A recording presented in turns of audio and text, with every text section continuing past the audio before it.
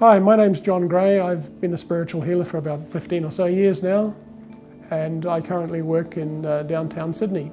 I first discovered something called magnetic healing with this wonderful old healer in New Zealand, and when I moved to Australia I found Reiki, like most of us doing this kind of work. I became a Reiki Master.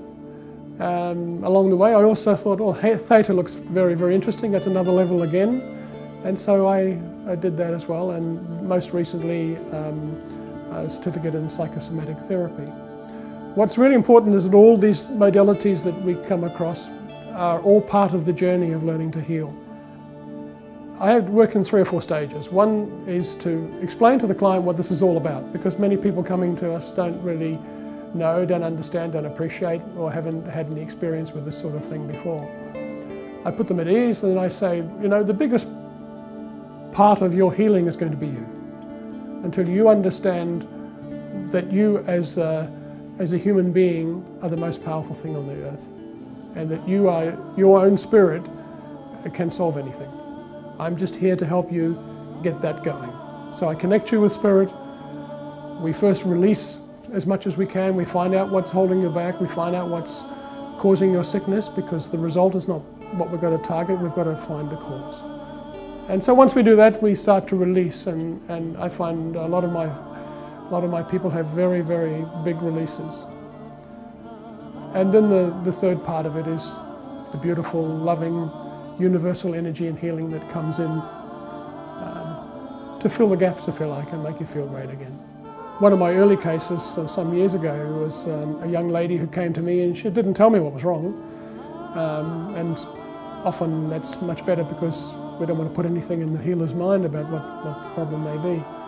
And it was the first time that for some reason, it was a past life experience, I knew that, and I felt that she had this massive spear in her back.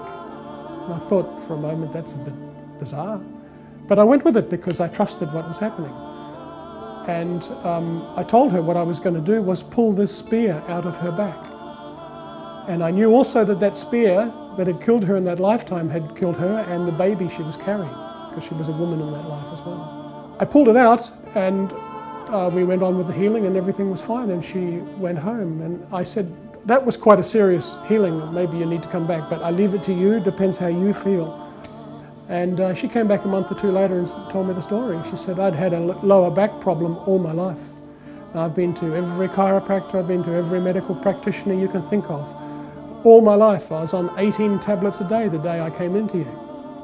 I'm no longer on those tablets. Within 15 minutes of leaving your table, that problem was resolved. And that was tremendously gratifying for me, because here was a classic example of somebody who had gone through the physical and the mental solutions to try and find the problem, but it was in the spiritual. It was something carried through from a past life.